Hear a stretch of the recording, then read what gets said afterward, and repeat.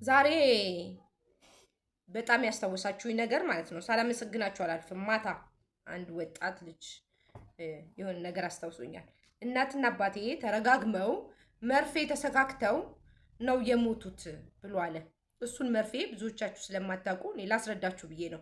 የረሳሁት ነገር ስላለ ነው። ባይዘው ግን እሱ ስላስታወሰኝ እንደውም በዚሁ አጋጣሚ ለሁላችሁም ማስተማር ስለምፈልግ ነው። ከባድና አደገኛ ነገር ስለሆነ ማስተማር ነበረብኝ ቀደም ሲል ራሱ። እሱ እንደውም ነው አመሰግንሃለሁ ስላስታወስከኝ ማለት ነው።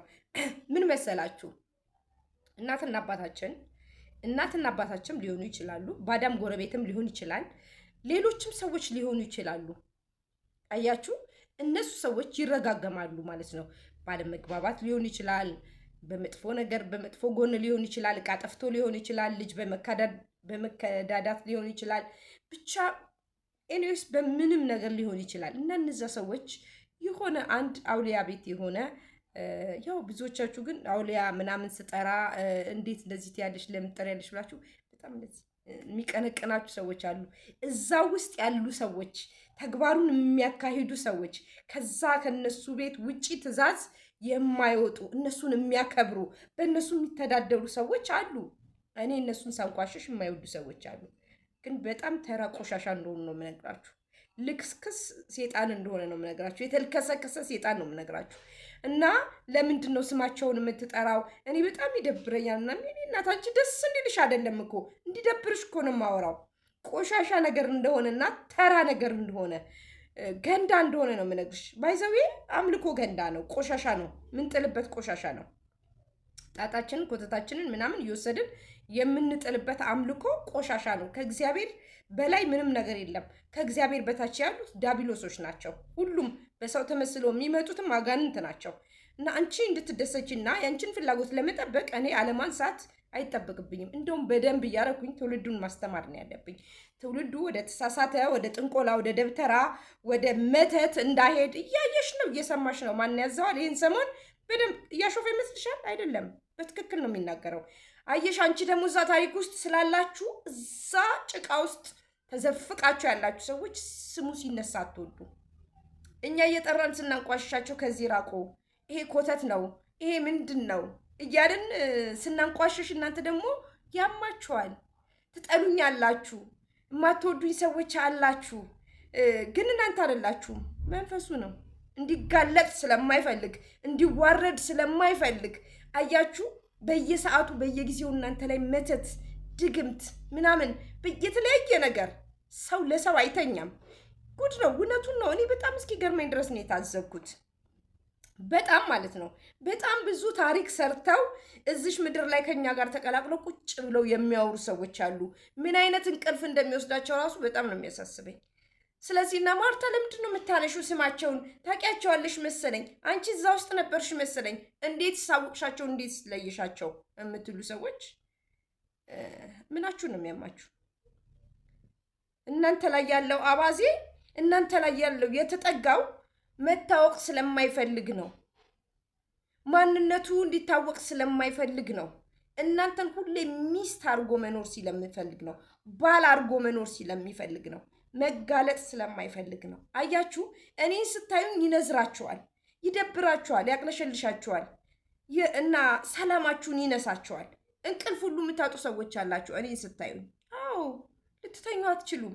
ልትጨነቁ ትችላላችሁ።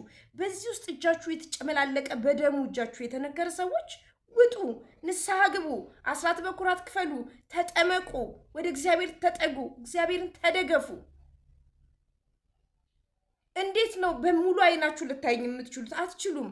እኔ ግዴታ ከዚህ ውጡ ለማለት እናንተን ቄስ መሆን የለብኝም፣ ሞለክሴ መሆን የለብኝም፣ ደብተር መያዝ ድግምት መድገም የለብኝም። ኢትዮጵያዊነቴ በቂ ነው። የመጣሁበት ማንነቴ በቂ ነው። ብዙ የጠፉ ትውልድ እያየን ነው። የተበላሸ የረከሰ የገማ የሸተተ ትውልድ እያየን ነው። ስለዚህ ለምንድን ነው የምትጨነቁት?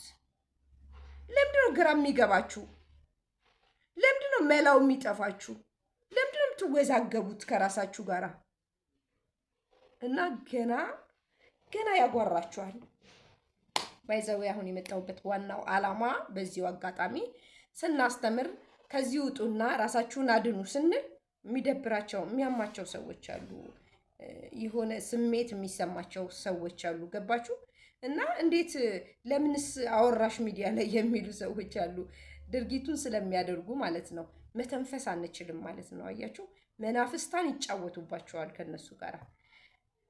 እኔ አሁን የመጣሁት እናትና አባት ሲረጋገም፣ አለበለዚያ ደግሞ ፋሚሊ ሲረጋገም የሆነ መርፌ ተጠራርተው መርፌ የሚሰካኩበት ቦታ አለ። እሱም አውሊያ ነው፣ ዛር ውላጅ ያለበት ቦታ፣ አለበለዚያም ደግሞ የሆነ አምልኮ ያለበት የሚመለክበት ቦታ፣ ሁል ጊዜ እየሄዱ ከዛ ሰው ጋር የሚያወሩበት ቦታ እየሄዱ ደግሞ ቡና የሚፋልበት የሚካድሙበት ብዙ መስዋዕት የሚያደርጉበት ከብት የሚያርዱበት ቦታ ነው። ይሄንን ነገር የሚያደርጉት ትልልቅ ቦታ ትልልቅ አምልኮ ቦታዎች ነው የሚደረገው። አያችሁ? እዛ አምልኮ ጋራ ትልቅ ግራር አለ። እዛ ቂቤ የሚጠጣ አረቄ የሚጠጣ አተላ የሚጠጣ ቡና የሚጠጣ የተለያየ ነገር ደም የሚጠጣ የሚደረግለት የሚሰገድለት ብዙ መስዋዕት የሚከፈልለት እዛ ጋር ላለው ነገር ነው ሄደው ነግረው እኔ እንደዚህ ከበደልኳት እሱ ከበደለኝ እሷ ከበደለችኝ ተባብለው ትልቅ የመርፌ የሱቅ መርፌ ይዙና እሷም እሱም እኩል ቦታ ይሰካሉ ማለት ነው። ከዛ እዛች ቦታ በስማቸው በፕላስተር ትለጠፋለች እንትና ተብሎ በፕላስተር። ምክንያቱም መርፌዎቹ በጣም ብዙ ናቸው። የብዙ ሰው መርፌ ነው እዛ ጋር የሚሰካው። አያችሁ ምን ያህል ሰዎች ችግር ውስጥ እንዳሉ፣ ምን ያህል የዳቢሎስ እስራት ውስጥ እንዳሉ፣ ምን ያህል ሰዎች አዘቀጥ ውስጥ እንዳሉ አያችሁ። ያቺ መርፌ መልእክት አላት በትክክል ማለት ነው። ለልጅ ልጅ ልጅ ልጅ ነው ችግሩ የሚመጣ። ያቺ መርፌ የምትሰካው እኔ ስሞት እሷ ስትሞት ቅቤ ልቀባ፣ እኔ ስሞት ቅቤ ልትቀባ፣ ዳግመኛ ላንበላ ላንጠጣ፣ አጠገቧ ላልደርስ አጠገቤ ላትደርስ፣ ሐዘኔ ሐዘኗ ላይሆን ለቅሶ ላትመጣ ለቅሶ ላልሄድ፣ ላልቀብራት ላልቀብረኝ፣ የቀመሰችውን እህል ላልቀምስ፣ የበላችሁን እንጀራ ላልበላ፣ የጠጣችሁን ውሃ ደግሞ ላልጠጣ፣ እሷ ባለፈችው መንገድ ላላልፍ፣ መስዋዕትነት ራሴን አደርጋለሁ ለዚህ ለዳቢሎስ። ልጆቼ ባጠገቧ እንዳያልፉ፣ ልጆቿ ባጠገቧ እንዳያልፉ ይሄንን ተገብራለሁ። ስለዚህ የእሷን ታሪክ ያሳየኝ የኔን ታሪክ ያሳያት እየተባለ ነው ያ መርፌ የሚሰካው። እንዴት አደገኛ ችግር እንደሆነ አያችሁት? እና እንደዚህ አይነት ችግር ውስጥ የገቡ አደገኛ ችግር ውስጥ የገቡ ቤተሰቦች አሉ። የእውነቴን ነው የምላችሁ። በየአመቱ ነው የሞተው፣ በየ6 ወሩ ነው የሞተው፣ በየ3 ሞቱ ነው የሞተው። ዘር እንኳን አይቀርም ሲያልቅ፣ ዘር አይቀርም ሲያልቅ። ስለዚህ ለዚህ መፍትሄው እናንተ ልጆች ከሆናችሁ ቤተሰቦቻችሁ በዚህ ውስጥ እንዳያልፉ መጠንቀቅ፣ እናንተ በዚህ ውስጥ እንዳታልፉ መጠንቀቅ። ይሄ ዞሮ ለልጅ የሚመጣ ለትውልድ የሚተላለፍ ነገር ነው። ለትውልድ ተላለፈ ማለት ደግሞ እንደዚህ በቀላሉ የሚፈታ ነገር እንዳይመስላችሁ። የሚፈታው መድኃኔዓለምና መድኃኔዓለም ብቻ የተሰቀለው አምላክ ነው የሚፈታው። በከንቱ ጊዜያችሁንም ሰዓታችሁንም ያላችሁበት ችግር ውስጥ ካላችሁ ወደ እግዚአብሔር ሂዱና ንስሐ ግቡና ለንስሐ አባታችሁ ይሄን ንገሩና ይሄንን ጉዳይ ፍቱት።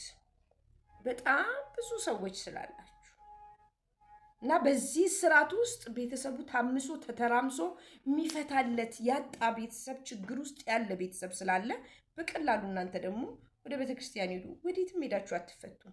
ወዴትም ሄዳችሁ ለአምልኮ የምትሰጡት ነገር የለም። ራሳችሁን መልሳችሁ ለአምልኮ የምትሰጡት ነገር የለም።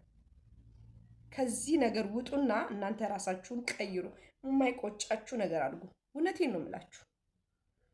ከምንም በላይ ይሄ በጣም ቆሻሻ ነገር ነው። ይሄ ሁሉ መሀላ ተደርድሮ ነው እንግዲህ ያ መርፌ ተሰክቶ ወደ ቤታችሁ የምትሄዱት። ከዛ ደግሞ ምናልባት ከተስማማችሁ ከታረቃችሁ መርፌው ይውረድ ይባላል። መርፌውን ለማውረድ ደግሞ ሌላ ቪዲዮ ሰራላችኋለሁ ማለት ነው። መርፌው እንዴት በምን ፕሮሰስ ውስጥ እንደሚወርድ እና እግዚአብሔር ይጠብቀን። ሁላችንም ከእንደዚህ አይነት መቅሰፍት እግዚአብሔር መድኃኔዓለም ይጠብቀን። በቤቴ ማርያም ይጠብቀን። ይመቻችሁ። በደንብ ሼር አድርጉ። ደውል ምልክቷን ንኩ። አመሰግናለሁ ውዶቼ።